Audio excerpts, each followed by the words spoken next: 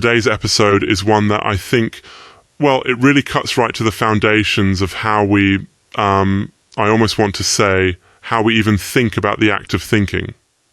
Today we're exploring a paper, actually more of a book-length work, by S.C. Sayles titled The Ground of Logic, Why Reason Binds, Why Contradiction is Forbidden, and Why Inference Requires Authority. Now, what's the core idea here? Well, it's tackling a question that's, on the one hand, kind of abstract. Why is logic binding? Why is it that rules like do not contradict yourself aren't just helpful, but seem downright compulsory? I think we've all had the experience in an argument or even late-night dorm room chat where the idea of logic comes up and someone, usually at some point, sometimes the one with the wildest hair in the group, says, "But why do we have to be logical? Can't we just break free of that?" Sayles' argument, in a nutshell, is that the authority of logic is not just a social convention and not something we invent or construct. It's something we receive. Something that confronts us before we even start reasoning. Okay, so why does this matter for you, or for me, or for anyone listening? Well, if you care about making sense, if you want your words or your thoughts or your Facebook posts to mean what you intend, logic is, whether you like it or not, the rules of the road. This book scratches at that itch of why. Why should we follow these rules of thinking? Why do contradictions feel not just awkward, but like almost forbidden?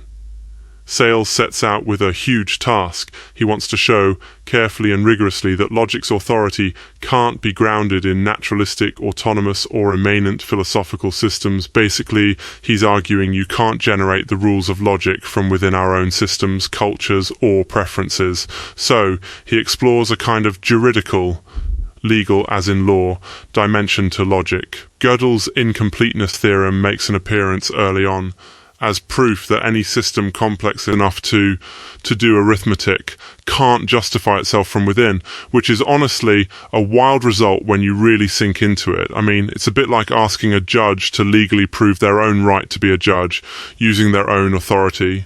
You can kind of see the circularity. The book goes on this tour, almost like a philosophical demolition derby of all the possible foundations people have suggested for logic.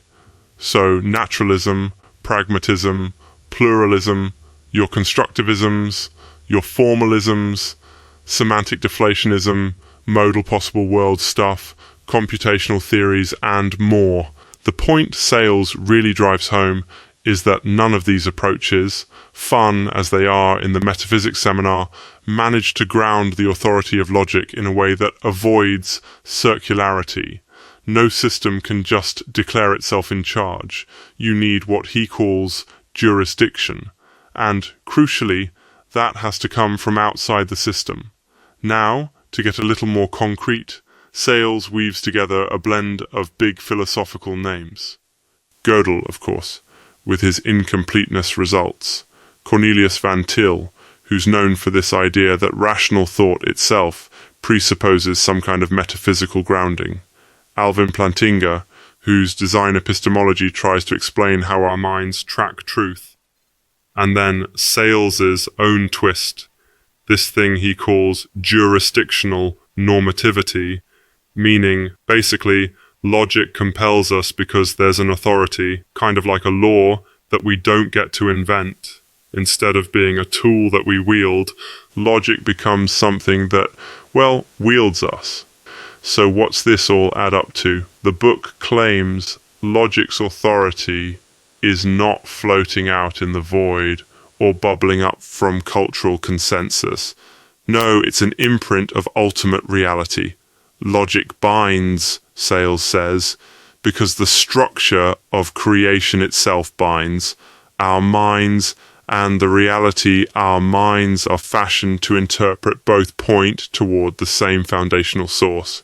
The upshot for you, for us, is that argument, inquiry, and even imagination are always already shaped by these received laws of thought.